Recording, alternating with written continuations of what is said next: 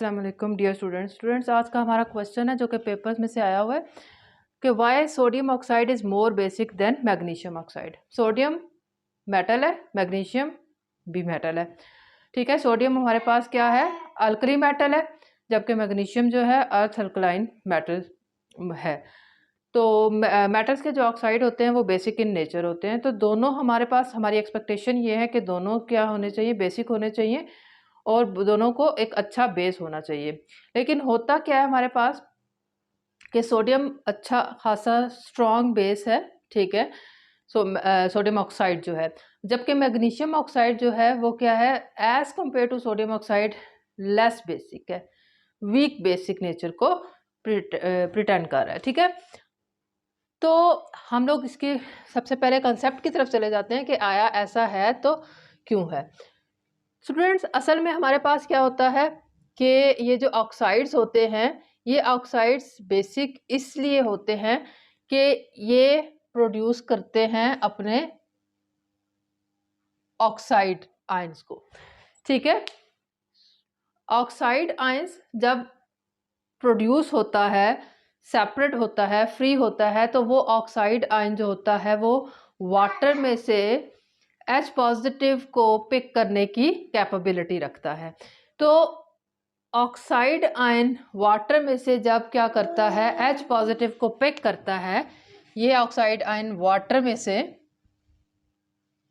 जब OH को pick करता है तो ये OH नेगेटिव आयंस को प्रोड्यूस करता है।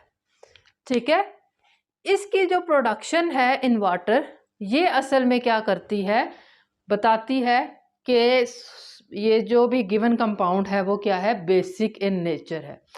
ठीक है, अब हमारे पास होता क्या है कि सोडियम ऑक्साइड में जो ऑक्साइड आयन पैदा होता है वो बहुत इजीली क्या होता है, फ्री होने की कैपेबिलिटी रखता है, इजीली फ्री हो जाता है वाटर में से। OH जो H पॉजिटिव को यानी कि प्रोटॉन को पिक करता है और OH नेगेटिव आयन बना देता है, जो कि शो करता है कि ये बेसिक इन नेचर है। यहाँ पर अगर हम लोग ये बात करें कि ऑक्साइड आयन जो है ये बेसिक इन नेचर है, तो बेस की हम लोग डेफिनेशन ऐसे कर सकते हैं ना कि जो प्रोटॉन पिकर होता है, जो प्रोटॉन को लेने वाली स्पीशी होती है, वो क्या होती है, बेस होती है। तो ये O-2 यानी कि ऑक्साइड जो सोडियम ऑक्साइड ने प्रोड्यूस किया है वो एक बहुत अच्छा बेस है। अब हम लोग अगर यही बात करें किसके केस में, मैग्नीशियम के केस में, तो होता यह है कि मैग्नीशियम ऑक्साइड को भी अच्छा बेस होना चाहिए क्योंकि ऑक्साइड तो इसमें भी मौजूद है। लेकिन मैग्नीशियम का ऑक्साइड जो होता है वो इतना फ्रीली अवेलेबल नहीं होता। जब वो फ्रीली अवेलेबल नहीं होता तो इसका मतलब है कि वो वाटर में से प्रोटॉन को इजीली पिक नहीं कर सकता। जब वो फ्रीली अवेलेबल ही नहीं है तो वो प्रोटॉन को कैसे पिक करेगा और OH नेगेटिव कैसे प्रिपेयर करेगा। ठीक है, अब इसके पीछे बेसिकली क्या रीजन है कि ये वाला क्यों इतना फ्रीली अवेलेबल है ऑक्साइड, सोडियम का, सोडियम ऑक्साइड का ऑक्साइड जो है वो क्यों फ्रीली अवेलेबल है, और मैग्नीशियम ऑक्साइड में जो ऑक्साइड है वो क्या है, लेस अवेलेबल है। असल में रीजन इसी के अंदर मौजूद है। होता ये है कि सोडियम +1, ठीक है, इसका जो केटायन है वो +1 चार्ज रखता है और ऑक्साइड जो है वो -2 चार्ज क्या है, रखता है। दोनों का जो चार्ज रेशियो है ना वो क्या है हमारे पास, इसका चार्ज रेशियो बहुत ज़्यादा है, -2 चार्ज।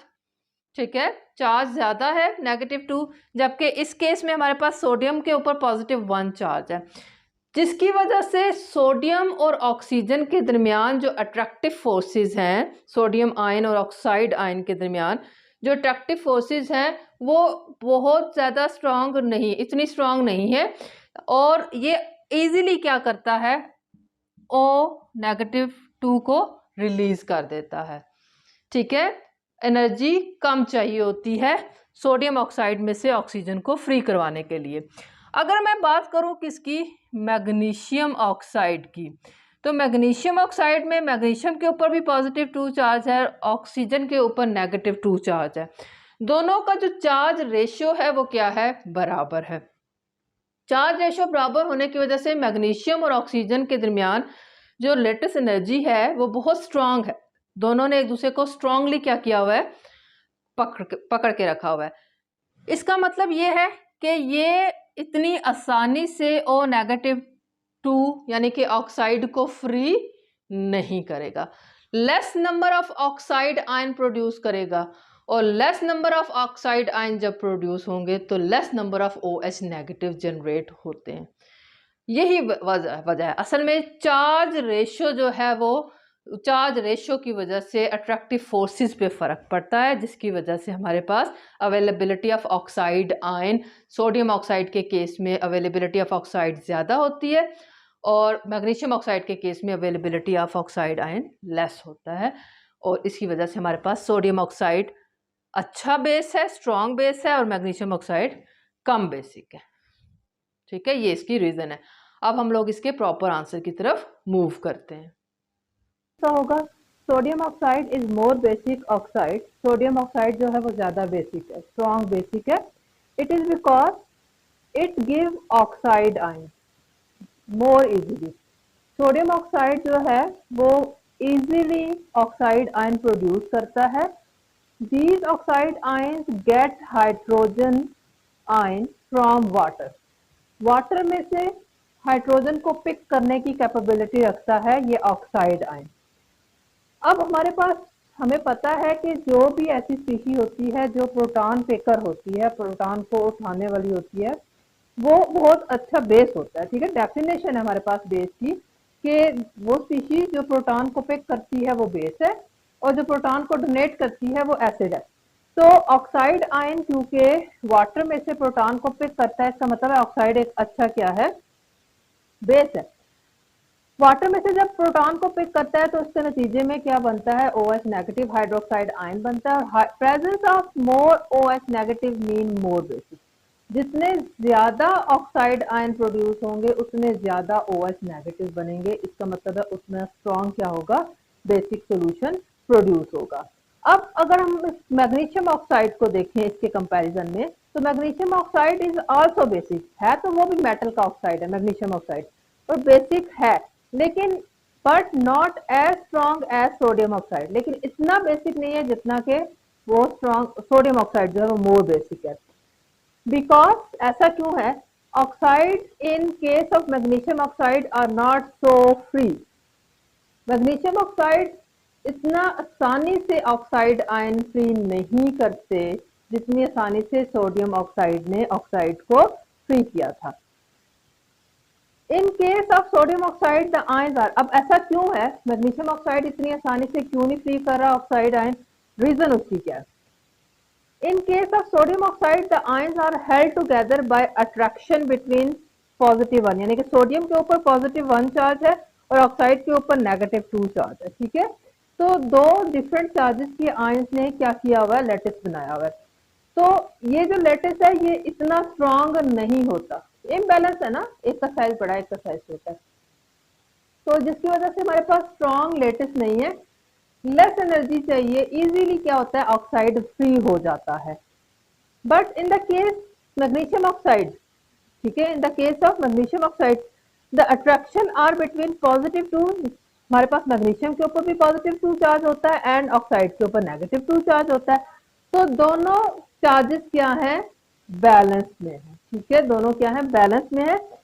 तो इट डिमांड्स मोर एनर्जी, जब वो क्या होता है दोनों चार्जेस बैलेंस में है तो लेटेस्ट एनर्जी जो दोनों की है मैग्नीशियम और ऑक्साइड ऑक्सीजन की, वो क्या है, वो स्ट्रांगली हेल्ड हुए हुए हैं, जिसकी वजह से वो ions demand more energy to free oxide. तो ऑक्साइड को फ्री करने के लिए ज्यादा एनर्जी चाहिए, तो जो कि क्या होता है हमारे पास मुश्किल काम होता है। तो इस वजह से हमारे पास लेस ऑक्साइड आयन अवेलेबल होते हैं, जिसके नतीजे में लेस हमारे पास OH नेगेटिव प्रोड्यूस होता है in the case of magnesium oxide, और मैग्नीशियम ऑक्साइड जो है वो लेस बेसिक है as compare to sodium. Question है कि why thermal stability of carbonates of group second A element, alkaline earth metals के जो कार्बोनेट्स हैं उनकी जो थर्मल स्टेबिलिटी है वो क्या करती है, डाउन द ग्रुप इंक्रीज करती है। थर्मल स्टेबिलिटी इंक्रीज करने का मतलब है कि हमारे पास जो ज़्यादा एनर्जी हीट चाहिए होगी कार्बोनेट्स को ब्रेक करने के लिए। कार्बोनेट जब ब्रेक होते हैं तो कार्बन डाइऑक्साइड प्रोड्यूस करते हैं, ठीक है। ये सारे के सारे हमारे पास सेकंड ए के जितने भी एलिमेंट्स हैं उनके कार्बोनेट्स जब ब्रेक होते हैं, उनको हीट दी जाती है तो उसके नतीजे में कार्बन डाइऑक्साइड वो प्रोड्यूस करते हैं और साथ में अपने ऑक्साइड प्रोड्यूस करते हैं। इसके पीछे रीजन क्या है, हमारे पास सिर्फ एक ही रीजन है जिसको आपने याद रखना है, वो है हमारे पास पोलराइजिंग पावर, ठीक है। पोलराइजिंग पावर है हमारे पास, polarising power is decreasing down the group.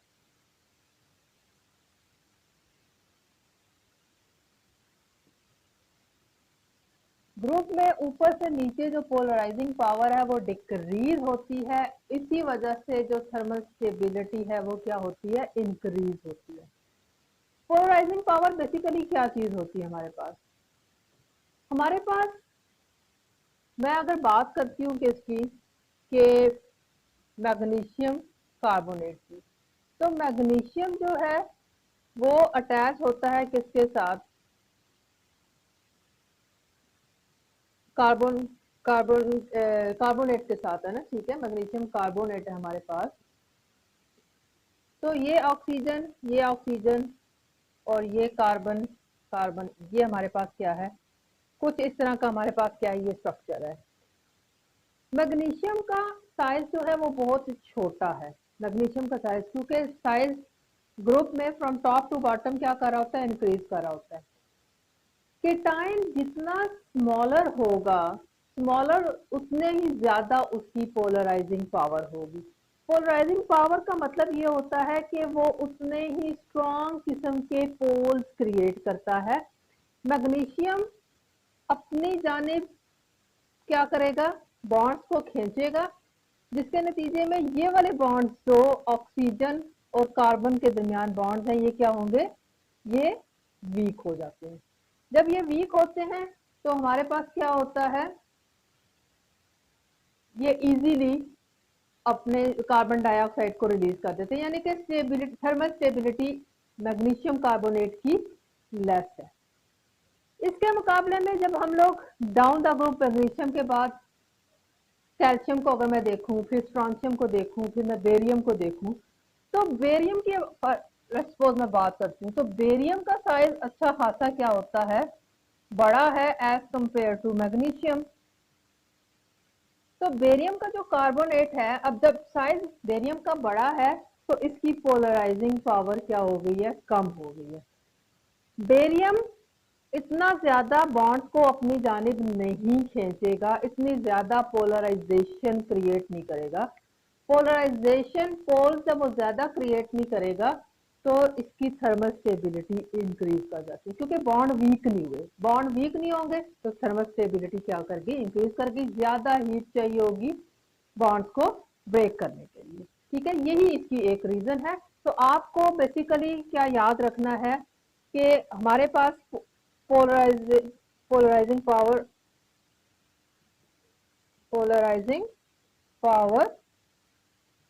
Order आपको आना चाहिए। तो हमारे पास मैग्नीशियम की पोलराइजिंग पावर सबसे ज्यादा है, फिर कैल्शियम की है, फिर स्ट्रॉन्शियम की है और फिर बेरियम, ठीक है। तो जितना छोटा आयन उतना स्ट्रॉन्ग वो क्या करेगा, पोलराइजिंग पावर क्रिएट करेगा और उतना वीक किस्म का कार्बोनेट होगा, यानी कि इजी टू ब्रेक होगा, इजी टू ब्रेक, डिकम्पोज हो जाएगा कार्बोनेट। बेरियम जो है वो बहुत बड़ा है, इसकी पोलराइजिंग पावर बहुत लो हो गई है, जिसकी वजह से बेरियम कार्बोनेट की जो स्टेबिलिटी है वो इंक्रीज कर गई है और उसको ब्रेक करना इतना आसान नहीं है। तो अब हम इसके प्रॉपर आंसर की तरफ चलते हैं कि आया हमारे पास इसका प्रॉपर आंसर कैसे अटेम्प्ट किया जाएगा। All carbonates of second A group decompose on heating at appropriate temperature, evolve carbon dioxide. Second A group के तमाम कार्बोनेट्स को जब अप्रोप्रिएटली हीट किया जाता है तो वो अपने ऑक्साइड बनाते हैं, मेटल ऑक्साइड बनता है, साथ में कार्बन डाइऑक्साइड इवॉल्व होती है। अब हमारे पास होता ये है कि ग्रुप में जो ऊपर वाले कार्बोनेट्स हैं जैसे कि मैग्नीशियम और कैल्शियम कार्बोनेट्स हैं, वो रिलेटिवली क्या होते हैं हमारे पास इजीली डिकम्पोज हो जाते हैं। जैसे जैसे हम ग्रुप में नीचे की जानिब जाते हैं जैसे कि स्ट्रॉन्शियम कार्बोनेट और बेरियम कार्बोनेट, तो उनकी जो थर्मल स्टेबिलिटी है वो इंक्रीज कर जाती है, उनको ज्यादा हीट देनी पड़ती है कार्बन डाइऑक्साइड को इवॉल्व करवाने के लिए। ऐसा क्यों है? इस सब के पीछे रीजन क्या है? हमारे पास पोलराइजिंग पावर।